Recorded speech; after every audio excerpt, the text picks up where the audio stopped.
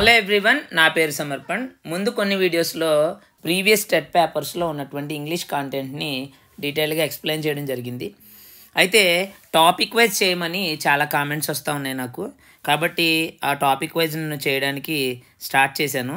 So దాంట్లో ఇది మొట్టమొదటి టాపిక్, ఇది సబ్జెక్ట్ వెర్బ్ అగ్రిమెంట్. ఇది సో అందరికీ తెలిసినట్టే కనిపిస్తుంది, కానీ దీంట్లో చాలా ఇంపార్టెంట్ రూల్స్ ఉన్నాయి. ఆ రూల్స్ అన్నిటిని కూడా నేను డీటెయిల్గా మీకు ఎక్స్ప్లెయిన్ చేయడానికి ట్రై చేస్తాను. సో దానికంటే ముందు ఇప్పటివరకు నా ఛానల్ని మీరు సబ్స్క్రైబ్ చేసుకున్నట్లయితే దయచేసి సబ్స్క్రైబ్ చేసుకోండి, ఛానల్ని సబ్స్క్రైబ్ చేసుకోండి. అదేవిధంగా మీరు వాచ్ చేయడం స్టార్ట్ చేసిన వెంటనే ఒక్క లైక్ క్లిక్ చేయండి. మీరు లైక్ చేయడం వల్ల నా వీడియో అందరికీ కూడా విజిబుల్గా ఉంటుంది. ఆ విధంగా మిగిలిన వాళ్ళు కూడా ఆ వీడియో రీచ్ అవ్వడానికి హెల్ప్ అవుతుంది. కాబట్టి please like the video. Okay, ఇక డీటెయిల్స్లోకి వెళ్ళిపోదాం. సబ్జెక్ట్ వెర్బ్ అగ్రిమెంట్ అంటే, అగ్రిమెంట్ అంటేనే మనకు అర్థమవుతుంది రెండు ఒకలా ఉండాలి అనేటువంటిది. అసలు ఏంటో డీటెయిల్గా మనం చూడడానికి ట్రై చేద్దాం. Subject and verb agreement is also called subject verb concord. So దీన్నే సబ్జెక్ట్ వర్బ్ అగ్రిమెంట్నే సబ్జెక్ట్ వర్బ్ కాంకర్డ్ అని పిలుస్తారు. So it refers to the matching of the subject and verb in a sentence. ఒక సెంటెన్స్లో subject అలాగే verb యొక్క matching అంటే రెండింటి మధ్య ఉండేటువంటి సంబంధాన్ని తెలియజేస్తుంది. సో ఇక్కడ చూద్దాం. If the subject is singular, the verb needs to be in singular. చూడండి, సబ్జెక్ట్ కనుక సింగులర్ అయితే వెర్బ్ కూడా సింగులర్ అవ్వాలి.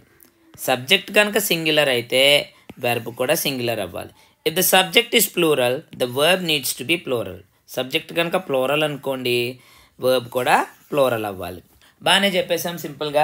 సబ్జెక్ట్ సింగులర్ అయితే వర్బ్ సింగులర్గా ఉండాలి, సబ్జెక్ట్ ప్లూరల్ అయితే వర్బ్ ప్లూరల్గా ఉండాలి అని చెప్పేసి చాలా ఈజీగా చెప్పేసాం.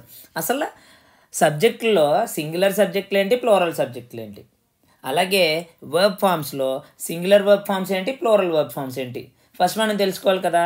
ముందు ఆ యొక్క విషయాన్ని తెలుసుకుని మిగిలినటువంటి రూల్స్ కూడా మనం డీటెయిల్గా చూద్దాం. వీడియో పూర్తిగా చూడండి, చాలా ఇంపార్టెంట్ ఇన్ఫర్మేషన్ నేను మీకు అందజేస్తున్నాను. ఓకే, సో చూడండి ఇక్కడ సింగులర్ సబ్జెక్ట్స్, ప్లూరల్ సబ్జెక్ట్స్ చూద్దాం. So first person, second person, third person already మీకు వచ్చినటువంటివే. అయితే ఇక్కడ మాత్రం మనం సింగులర్ సబ్జెక్ట్స్ అండ్ ప్లూరల్ సబ్జెక్టుల మీద మాత్రమే మనం ఫోకస్ చేద్దాం. సో సింగులర్ సబ్జెక్టులు ఏంటి? ఐ. సో ఈ ఐ అనేటువంటిది ప్రత్యేకంగా ఉంటుంది. ఒక చోట యామ్ వస్తుంది, ఒక చోట సింగులర్గా యాక్ట్ చేస్తుంది, మరొక చోట ప్లూరల్గా యాక్ట్ చేస్తుంది. కాబట్టి ఐని స్పెషల్గానే చదవాలి. ఓకేనా? ఐ అనేటువంటిది సింగులర్ సబ్జెక్టే. అలాగే హీ, షీ, ఇట్ ఇవన్నీ కూడా సింగులర్ సబ్జెక్ట్స్. అలాగే సింగులర్ నౌన్ ఏదైనా కానీ, అంటే ట్రీ, అలాగే స్టీఫన్ ఏదైనా సింగులర్ పేరు, అలాగే మ్యాన్, ఓకేనా, సింగులర్ నౌన్ ఏదైనా కానీ దాన్ని కూడా సింగులర్ సబ్జెక్ట్గానే తీసుకుంటాం. ఇక ప్లూరల్ సబ్జెక్టులు చూద్దాం మనం. ప్లూరల్ సబ్జెక్టులు ఏంటి? వి, ఓకేనా. అలాగే యూ. యూ సింగులర్ యూ ఉంటుంది, ప్లూరల్ యూ ఉంటుంది, కానీ రెండింటినీ కూడా మనం ప్లూరల్గానే కన్సిడర్ చేస్తాం. యూని ఎప్పుడు కూడా ప్లూరల్గా కన్సిడర్ చేయడం అంటే ఏంటి అంటే దాని పక్కన ఎప్పుడు కూడా ప్లూరల్ వర్బ్నే వాడతాం అనమాట. అలా మరొక ప్లూరల్ సబ్జెక్టు దే. అలాగే ప్లూరల్ నౌన్స్ ఏమైనా కానీ, అంటే ట్రీస్ కానీ, పీపుల్, మెన్, ఇవన్నీ కూడా ప్లూరల్ సబ్జెక్టులు. అర్థమైంది కదండి మనకి. సబ్జెక్ట్లో సింగులర్ ఏంటి, ప్లూరల్ ఏంటి మనం ఇప్పుడు చూసుకున్నాం. ఇప్పుడు మనం మన యొక్క వర్బ్ ఫామ్స్లో సింగులర్ వర్బ్లు ఏంటి, ప్లూరల్ వర్బ్లు ఏంటి కూడా మనం ఇప్పుడు చూసేద్దాం. చూడండి, ఇక్కడ యామ్ని నేను స్పెషల్గా రాశాను. ఎందుకు చెప్పండి? ఐ అనేటువంటి దానికి మాత్రమే ఇది సంబంధించినటువంటిది కనుక. ఓకే, సో ఇక్కడ చూడండి. సింగులర్ వచ్చేసరికి ఈజ్. ఈజ్ అనేది సింగులర్ వర్బ్ అయితే దీనికి ప్లూరల్ వర్బ్ వచ్చేసి ఆర్. ఓకేనా. అలాగే వజ్ అనేటువంటిది సింగులర్ వర్బ్ అయితే వజ్కి ప్లూరల్ వర్. అలాగే హ్యాజ్ అనేది సింగులర్ వర్బ్ అయితే హ్యాజ్కి ప్లూరల్ వర్బ్ హ్యావ్. అలాగే డజ్ అనేటువంటిది సింగులర్ వర్బ్ అయితే డజ్కి ప్లూరల్ డూ. అలాగే V1SRS అంటే సింగ్స్ అనేటువంటిది సింగులర్ వర్బ్ అయితే V1 అనేటువంటిది, సింగ్ అనేటువంటిది ప్లూరల్ వర్బ్ అనమాట. ఇప్పుడు అర్థమైంది కదండి, సింగులర్ వర్బ్లు ఏంటి, ప్లూరల్ వర్బ్లు ఏంటి, సింగులర్ సబ్జెక్టులు ఏంటి, ప్లూరల్ సబ్జెక్టులు ఏంటి అనేటువంటిది ఇప్పుడు అర్థమైంది. సో ఇప్పుడు ఫస్ట్ రూల్, బేసిక్ రూల్ ఏంటి చెప్పుకున్నాం మనం. ఒకవేళ మనకి ఇచ్చినటువంటి సబ్జెక్ట్ కనుక సింగులర్ అయితే వెర్బ్ కూడా సింగులర్గా ఉండాలి. సబ్జెక్ట్ కనుక ప్లూరల్ అయితే వెర్బ్ కూడా ప్లూరల్గా ఉండాలి. సో ఇవి పాయింట్స్ మనం గుర్తుపెట్టుకోవాల్సినటువంటి బేసిక్స్. సబ్జెక్ట్ మనకి షీ అనుకోండి. సో ఏం తీసుకుంటుంది ఇప్పుడు? ఇది షీ అనేటువంటిది ఎక్కడ ఉన్నటువంటి సింగులర్ వర్బులు మాత్రమే తీసుకుంటుంది. వీటిలో ఏవో ఒకటి, ఓకేనా, ఈ యొక్క వెర్బ్ ఫామ్ని వీటినే తీసుకుంటుంది. అదే ప్లూరల్ సబ్జెక్ట్ అనుకోండి, దే అనుకోండి, వీటినే తీసుకుంటుంది.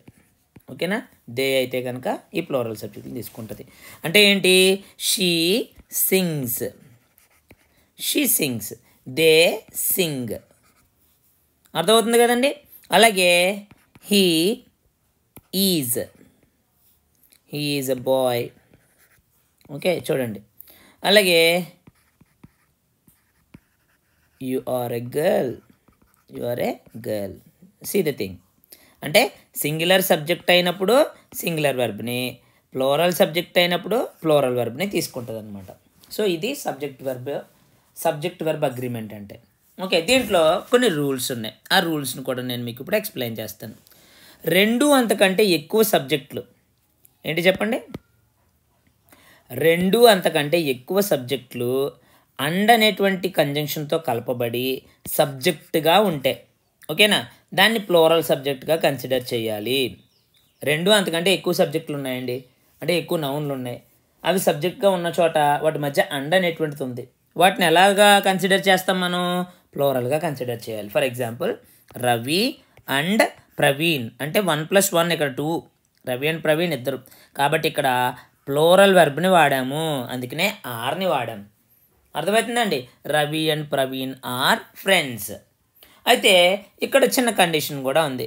కొన్ని సాధారణ ఫ్రేజెస్ ఉపయోగంలో ఈ నియమం వర్తించదు. అంటే అర్థం ఏంటి? అండ్ ఉంటుంది, కానీ బ్రెడ్ అండ్ బటర్ని సింగిల్గానే తీసుకుంటారు. బ్రెడ్ వేరుగా బటర్ వేరుగా తినరు. అలాగే ఇడ్లీ అండ్ సాంబార్ని కూడా సింగిల్గానే తీసుకుంటారు. ఇడ్లీ వేరుగా సాంబార్ వేరుగా తినరు. అలాగే బ్రెడ్ అండ్ జామ్ ఇలాంటి ఫ్రేజెస్ వచ్చినప్పుడు దీనిని సింగులర్ సబ్జెక్ట్గా కన్సిడర్ చేస్తారు. అంటే దీని ఎగ్జాంపుల్ ఏంటి అంటే, ఒకవేళ ఇలాంటి పరిస్థితి వస్తే కనుక ఇటువంటిప్పుడు bread and butter is my favourite breakfast. Okay, ఇక్కడ చూడండి ఈజ్, ఎందుకని బ్రెడ్ అండ్ బటర్ అనేటువంటి దాన్ని ఒకే విధంగా కన్సిడర్ చేస్తారు కనుక. ఓకే, ఇక్కడ చూడండి, అండ్ అనేటువంటిది ఉంటే 2 సబ్జెక్టులు ఉంటే కనుక దాన్ని ప్లోరల్గా తీసుకుంటాము. కొన్ని సాధారణ ఫ్రేజెస్ అంటే అన్నిటిలో కాదు, కొన్ని bread and butter, idli sambar ఇలాంటివి రెండింటిని విడివిడిగా మనం కన్సిడర్ చేయము. అలాంటప్పుడు మాత్రం దాన్ని ఈజీగా తీసుకుంటాం అన్నమాట. ఓకేనండి. సో నెక్స్ట్ రూల్ చూద్దాం. రైట్, ఇది కూడా మరొక రూల్ కూడా చూసేద్దాం. 2 అంతకంటే ఎక్కువ సబ్జెక్టులు ఆర్తో, ఇందాక అండతో, ఇది ఓఆర్తో సో కలపబడి సబ్జెక్ట్గా ఉంటే ఆర్కు తర్వాత ఉన్న సబ్జెక్ట్ ఆధారంగా వెర్బ్ను ఉపయోగించాలి. ఆర్ అనేటువంటిది ఉందనుకోండి సబ్జెక్ట్లో, ఆర్కు ముందు పదం కాదు తర్వాత పదాన్ని మనం సబ్జెక్ట్గా తీసుకోవాలి. For example, lemon or orange. చూడండి, ఇక్కడ లెమన్ ఆర్ ఆరెంజ్. ఇక్కడ ట్రబుల్ లేదు. ఎందుకు ట్రబుల్ లేదు చెప్పండి? ఇది సింగులరే, ఇది సింగులరే, కాబట్టి ఇక్కడ సింగులర్ వెర్బ్నే V1SRESని వాడాం. Lemon or orange works fine for the recipe. Very good. మనం ఇది చూద్దాం ఒకసారి. రెండోది కూడా చూద్దాం. చూడండి, the teacher or the students. The teacher or the student. ఆర్కి తర్వాత ఉన్నటువంటి సబ్జెక్ట్ ఏంటి చెప్పండి? The student. ఇది సింగులరా ప్లోరలా? Yes, you are right, plural. Plural కనుక ఆర్ తర్వాత ఉన్నటువంటి సబ్జెక్ట్ కనుక ఇక్కడ ప్లోరల్ వెర్బ్ని వాడాలి. అంటే ఏం వెర్బ్ ఇక్కడ? ప్లోరల్ వెర్బ్ ఏంటి? హ్యావ్ని వాడాలన్నమాట. హ్యాజ్ని కాదు, హ్యావ్ని వాడాలి. ఓకేనా? The teacher or the students have to inform the principal. అదే రెండో ఎగ్జాంపుల్, తర్వాత ఎగ్జాంపుల్ చూడండి ఒకసారి. The students or the teacher. ఆర్కి తర్వాత ఉన్నటువంటి సబ్జెక్ట్ ఏంటి ఇప్పుడు? సింగులర్ కదండి, సింగులర్ సబ్జెక్ట్ ఇది. కాబట్టి ఈ సింగులర్ సబ్జెక్ట్కి సంబంధించినటువంటి సింగులర్ వెర్బ్ ఫామ్ని వాడతాము, హ్యాజ్ని వాడతాము. చూడండి, ఇక్కడ ద స్టూడెంట్స్ అంటే హ్యావ్ ఉపయోగించాము, ద టీచర్ అంటే హ్యాజ్ని ఉపయోగించాము. ఓకేనండి, అర్థమవుతుంది కదా మీకు? అర్థమవుతుంది కదా? Okay, so that is the thing. సరే, నెక్స్ట్ రూల్ కూడా మనం ఇప్పుడు చూడడానికి ట్రై చేద్దాం. ఈచ్ ఎవ్రీ అనేటువంటి పదాలు సబ్జెక్టులుగా ఉపయోగించబడినప్పుడు ఆ సబ్జెక్ట్లో ప్లోరల్ పదాలు ఉన్నప్పటికీ దానిని సింగులర్గానే కన్సిడర్ చేయాలి. ఓకేనా? ఒక సబ్జెక్ట్లో ఈచ్ ఎవ్రీ అనేటువంటి ఈచ్ అనే పదం కానీ ఎవ్రీ అనే పదం కానీ ఉందండి. అయితే దాంట్లో ప్లోరల్కి సంబంధించినటువంటి ఫామ్స్ ఉన్నాయి, నౌన్లు ఉన్నాయి. అయినప్పటికీ కూడా ఈచ్ ఎవ్రీ ఎప్పుడున్నా కానీ సబ్జెక్ట్ని సింగులర్గానే తీసుకోవాలి. ఫర్ ఎగ్జాంపుల్, ఇక్కడ చూడండి, ఈచ్ విండో అండ్ డోర్. యాక్చువల్గా ఏం చెప్పుకున్నాము? అండ్తో క్లోజ్ చేసి ఉంటే కనుక దీన్ని ప్లోరల్గా కన్సిడర్ చేయాలన్నాం. కానీ ఇక్కడ ఏం చెప్పారు? ఈచ్ ఉంది కాబట్టి ఇక్కడ సింగులర్ వెర్బ్ని యూజ్ చేస్తామన్నమాట. ఈచ్ కానీ ఎవ్రీ కానీ వస్తే వెర్బ్ని మాత్రం మనం సింగులర్లోనే ఉపయోగిస్తాం. అందుకనే each window and door needs to be sealed అని వచ్చింది. ఓకే, నీడ్స్ అనేటువంటి సింగులర్ వెర్బ్ కదండి. నెక్స్ట్ రెండో చూద్దాం చూడండి. ఎవ్రీ అనేటువంటి పదం, every doctor, nurse and technician. ఇక్కడ 3 సబ్జెక్టులు ఉన్నాయంటే ఇది ప్లోరల్. ఇది యాక్చువల్గా ఎవ్రీ అనేటువంటిది లేకపోతే ఇక్కడ V1 వాడతాం, అంటే ప్లోరల్ వెర్బ్ వాడతాం. కానీ ఇక్కడ ఎవ్రీ వచ్చింది కాబట్టి ఇక్కడ ప్లోరల్ సబ్జెక్టులు ఉన్నప్పటికీ కూడా ఇక్కడ మనం యూజ్ చేయాల్సింది సింగులర్ వెర్బ్ని మాత్రమే. ఈచ్ కానీ ఎవ్రీ కానీ అనేటువంటి పదాలు వస్తే సబ్జెక్ట్ని సింగులర్గానే కన్సిడర్ చేయాలి. సబ్జెక్ట్ని సింగులర్గానే కన్సిడర్ చేయాలంటే దాని అర్థం ఏంటి? దాని పక్కన ఉపయోగించేటువంటి వెర్బ్ని సింగులర్గానే ఉపయోగించాలన్నమాట. అందుకనే every doctor, nurse and technician gets free training here. Right, ఓకేనండి. నెక్స్ట్ రూల్ చూద్దాం. ఈ క్రింది పదాలను సింగులర్ సబ్జెక్ట్గానే కన్సిడర్ చేయాలి. ఏంటి ఆ పదాలు ఏంటి చూద్దాం చూడండి ఒకసారి.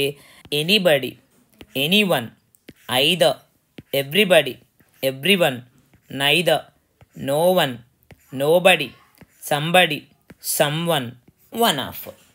ఓకేనా? ఒకసారి మళ్ళీ చూడండి.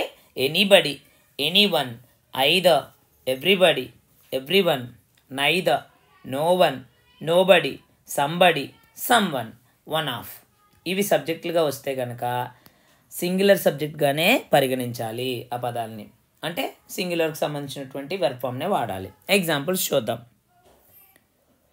Everybody loves to speak in English. చూడండి, ఇక్కడ ఎవ్రీబడి వచ్చింది కాబట్టి లవ్స్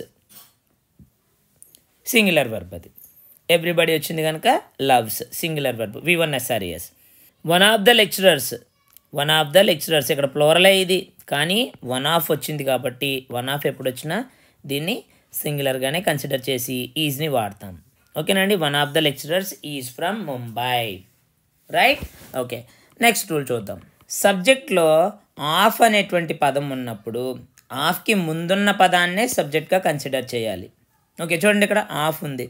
ఆఫ్కి ముందున్నటువంటిది ఏ గ్రూప్ అంటే సింగులర్. ఇది దీన్ని ఇక్కడ చూడండి లెక్చరర్స్, ఇది ప్లోరల్. కానీ ఇక్కడ రూల్లో ఏం చెప్తుంది?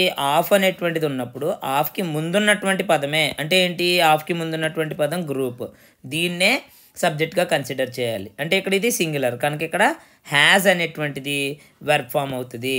ఓకేనా? సింగులర్ వెర్బ్ని యూజ్ చేస్తాం. అర్థమైంది కదండి. ఆఫ్ అనేది కనుక ఉంటే కనుక ఆఫ్కి ముందు ఏ యొక్క పదం అయితే ఉంటుందో దాన్ని మాత్రమే మనం సబ్జెక్ట్గా కన్సిడర్ చేయాలి. అందుకనే ఇక్కడ ఏ గ్రూప్ని కన్సిడర్ చేసాము, ఏ గ్రూప్ అనే పదాన్ని కన్సిడర్ చేసి మనం హ్యాజ్ను ఉపయోగించాం. A group of lecturers has to address the class. ఓకేనండి. ఇంకొక రూల్ కూడా ఇక్కడే ఉంది, అది కూడా చెప్పేస్తాను నేను మీకు. దేర్ అనేటువంటి పదం, దేర్ అనేటువంటి పదం తర్వాత వచ్చేటువంటి నౌన్ ఆధారంగా వెర్బ్ని యూజ్ చేయాలి. దేర్ వచ్చింది అనుకోండి, ఫర్ ఎగ్జాంపుల్ దేర్ ఉంది, దీని తర్వాత వచ్చే పదం ఏంటి? New books. ఇక్కడ దేర్ ఉంది, ఇక్కడ తర్వాత వచ్చిన పదం ఏంటి? ఏ కార్, అంటే నౌన్ అనమాట. ఓకే, దీని ఆధారంగా అంటే ఏంటి? దేర్ అనేటువంటి దానికి తర్వాత వచ్చినటువంటి దాని ఆధారంగా, తర్వాత వచ్చేటువంటి పదం ఆధారంగా మనం వెర్బ్ ఫామ్ని యూజ్ చేస్తాము. అంటే ఇక్కడ చూడండి, న్యూ బుక్స్ అంటే ఇది ప్లోరల్, ప్లోరల్ కనుక ఇక్కడ ప్లోరల్ వెర్బ్ని యూజ్ చేయాలి. అందుకనే ఇక్కడ there were new books in the library అన్నారు. అలాగే ఇక్కడ చూడండి కార్, కార్ అనేటువంటిది సింగులర్ కనుక there is a car waiting for you. అర్థమైంది కదండి. దేర్ అనేటువంటిది వచ్చినప్పుడు దాని తర్వాత వచ్చేటువంటి నౌన్, ఓకేనా, ఆ తర్వాత వచ్చేటువంటి నౌన్ ఆధారంగా ఇక్కడ వెర్బ్ ఫామ్ని మనం డిసైడ్ చేస్తామన్నమాట. ఇక్కడ న్యూ బుక్స్ ప్లోరల్ కనుక వర్ని యూజ్ చేసాము, ఏ కార్ సింగులర్ కనుక ఈజ్ని యూజ్ చేసాము. ఓకేనండి. సో ఇంకా కొంచెం ఇంపార్టెంట్ రూల్స్ చూద్దాము, జాగ్రత్తగా చూద్దాం. Words that indicate a portion, percentage, use the number of the noun they describe. ఓకేనండి. ఏమంటున్నారు ఇక్కడ? పోర్షన్ అంటే ఒక భాగం కానీ లేకపోతే ఒక పర్సంటేజ్ కానీ చూపించాలి అనుకున్నప్పుడు ఆ తర్వాత వచ్చేటువంటి నౌన్, ఆ నౌన్ బట్టే ఆధారంగానే మనం వెర్బ్ని డిసైడ్ చేస్తాం. ఈ పర్సంటేజ్ ఏ నౌన్లో భాగము, ఈ భాగము ఏ నౌన్లో పార్ట్ అనేటువంటిది మనం చూసి దాని ఆధారంగానే మనం వెర్బ్ ఫామ్ని డిసైడ్ చేస్తాం. ఎగ్జాంపుల్ జాగ్రత్తగా చూస్తే క్లియర్గా అర్థమవుతుంది మనకి. ఆల్ ఆఫ్ ద బుక్, చూడండి ఇది పోర్షన్, ఇది ఆల్ ఆఫ్ ద బుక్. చూడండి ఆఫ్కి తర్వాత వచ్చినటువంటి పదం ఏముంది ఇక్కడ? చూడండి the book. All of the book అంటే what portion of the book? The book అనేటువంటిది సింగులర్ కాబట్టి ఇక్కడ ఈజ్ని యూజ్ చేస్తాం. All of the book is ruined. అదే part all of the books చూడండి ఆల్ ఆఫ్ ద బుక్స్, కాబట్టి ఇక్కడ ఆర్ అన్నాడు. All of the books are ruined. ఇక్కడ రూల్ ఏం చెప్తుంది అంటే ఏదైనా డిస్క్రైబ్ చేయబడినటువంటి ఒక నౌన్లో భాగం కానీ డిస్క్రైబ్ చేయబడినటువంటి ఒక నౌన్లో పర్సంటేజ్ కానీ వచ్చినప్పుడు ఆ పర్సంటేజ్ని లేకపోతే ఆ యొక్క భాగాన్ని సబ్జెక్ట్గా కన్సిడర్ చేయము. అది దేనిలో భాగం అని చెప్తుంది, ఏ నౌన్కి భాగం అని చెప్తుంది, ఏ నౌన్కి పర్సంటేజ్ అని చెప్తుంది అనేటువంటి దాన్ని ఆ నౌన్ ఆధారంగా వెర్బ్ని డిసైడ్ చేస్తామన్నమాట. ఓకేనండి. సో ఇక్కడ చూడండి, some of the film is funny. ఓకేనా, సమ్ అనేటువంటిది ఒక భాగం. దీంట్లో ఏదిలో భాగం ఇది? The film. ఇక్కడ సింగులర్ కాబట్టి ఈజ్ అన్నాం. ఇక్కడ కూడా some of a the films కాబట్టి ఇక్కడ ఇది ప్లోరల్ కనుక ఇక్కడ దీన్ని ప్లోరల్ సబ్జెక్ట్ని వాడామన్నమాట. ఇక్కడ చూడండి పర్సంటేజ్కి సంబంధించి 50% of the house. 50% of the house. చూడండి ఇక్కడ దేంట్లో భాగం ఇది? ఈ 50% దేంట్లోది? హౌస్లోది. ఈ హౌస్ అనేది ఏంటి? సింగులర్ కాబట్టి ఏదో యూజ్ చేసాము, ఈజ్ రాసాం, సింగులర్ రాసాం. 50% of the house is made of would. ఇక్కడ చూడండి రెండో భాగం చూడండి, 50% ఆఫ్ ద హౌసెస్. ఇక్కడ ఏంటి? ఎందులో 50%? హౌసెస్లో. అంటే ఇది ప్లోరల్ కనుక ఇక్కడ ప్లోరల్ వెర్బ్ని వాడతాం ఆర్ని. అర్థమైంది కదండి. So this is the rule అన్నమాట. సో ఈ రూల్ కూడా చూసేద్దాం. వెన్ రిఫరింగ్ టు డిస్టెన్సెస్ అంటే దూరాన్ని కానీ, పీరియడ్స్ ఆఫ్ టైం సమయంలో భాగాల్ని కానీ, అమౌంట్స్ ఆఫ్ మనీ ఓకే ధనం ఉపయోగించినటువంటి ధనంలో భాగం కానీ ఇలాంటివి చూసుకున్నప్పుడు taken as a whole use the singular form of the verb. అంటే అర్థం ఏంటి? $20 ప్లోరలే కానీ దీన్ని ఒక సమ్ ఆఫ్ అమౌంట్గా తీసుకున్నారు. ఓకేనా, amount of money, some amount of మనీగా తీసుకున్నారు కాబట్టి దీన్ని సింగులర్గానే తీసుకోవాలి. $20 is too much for this item. Okay, 50 kilometers is a long distance. 50 kilometers is a long distance. ఓకేనండి. 20 hours is a lot of time. 20 hours is a lot of time. 20 hours are అన్నాం అక్కడ. 20 hours is a lot of time. ఒక some అమౌంట్గా తీసుకున్నప్పుడు, some period of టైమ్గా తీసుకున్నప్పుడు, some distance అనేటువంటి దాన్ని consider చేసినప్పుడు, యాజ్ ఎ హోల్ అంటే ఈ మొత్తంగా తీసుకున్నప్పుడు డిస్టెన్సెస్ కానీ, పీరియడ్ ఆఫ్ టైం కానీ, అమౌంట్స్ ఆఫ్ మనీ కానీ టేకెన్ యాజ్ ఎ హోల్ అంటే అదంతా ఒక భాగంగా 24 గంటలు ఆ సమయాన్ని అంతటినీ ఒక భాగంగా తీసుకున్నారు. 50 kilometers ఇదంతా ఒక భాగంగా తీసుకున్నారు. $20 ఇదంతా ఒక భాగంగా తీసుకున్నారు. అలాగా ఒక భాగంగా యాజ్ ఎ హోల్ తీసుకున్నప్పుడు దాన్ని ఎప్పుడు కూడా సింగులర్గానే కన్సిడర్ చేయాలి. అందుకనే $20 ఈజ్ టూ మచ్ అంటాం. $20 ఆర్ అన్నం అనమాట. ఓకేనండి. After a subject joined by either are, neither Nar, not only but also, the verb agrees with the subject nearest to it.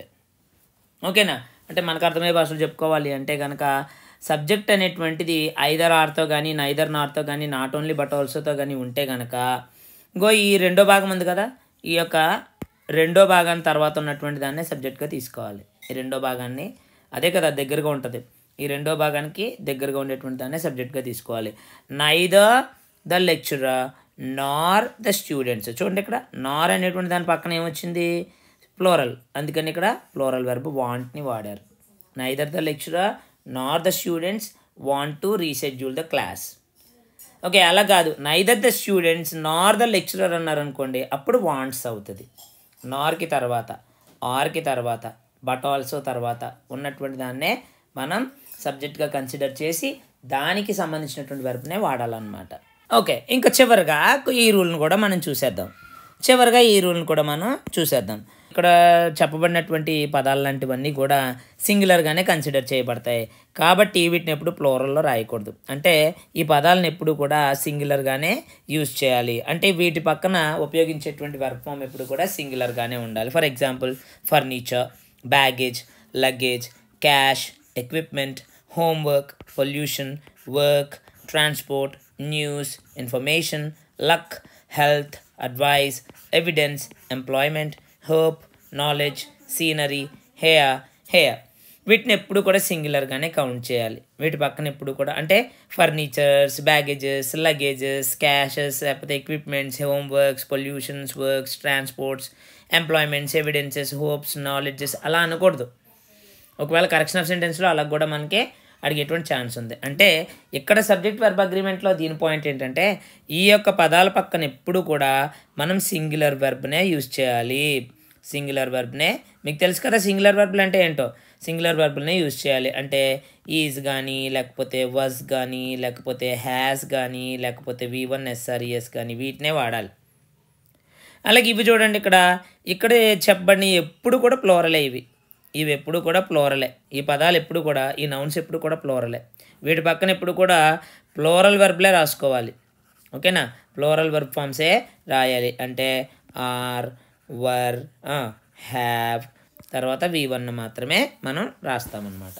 So ఆ పదాలు ఏంటి, ఈ సింగులర్లో రాయకూడదు ఏమంటే ఇప్పుడు ఈ ప్లోరల్లో ఉండే పదాలు ఏంటి, jeans, shorts, trousers, pants, binoculars, glasses, spectacles, tongs, arms, oats, scales, tweezers, scissors, fetters. ఇవి కొన్ని. ఓకేనండి. So this is all about subject verb agreement. సో సాధ్యమైనంత వరకు నాకు తెలిసినంత వరకు ఇన్ఫర్మేషన్ గ్యాదర్ చేసి నేను చెప్పడం జరిగింది. ఇంకా ఏమైనా ఉంటే ఉండొచ్చు, ఎందుకంటే ఎగ్జామ్ పాయింట్ ఆఫ్ వ్యూలో ఉన్నారు కనుక మీకు ఇంకా ఏమైనా మంచిగా పాయింట్స్ తెలిసి ఉంటే కనుక వాటిని కూడా మీరు నిర్లక్ష్యం చేయకుండా, ఎట్టి పరిస్థితుల్లో నిర్లక్ష్యం చేయకుండా మంచిగా ప్రిపేర్ అయ్యి మీరు జాబ్ సంపాదించాలని మనస్ఫూర్తిగా కోరుకుంటున్నాను. మీకు ఇంకేమైనా క్వశ్చన్స్ ఉంటే కనుక కామెంట్ సెక్షన్లో పోస్ట్ చేయండి. ఈ వీడియో కనుక మీకు నచ్చినట్లయితే దయచేసి లైక్ చేయండి. మీ ఫ్రెండ్స్ అందరికీ కూడా దీన్ని షేర్ చేయండి. Thank you very much. Meet you in the next video.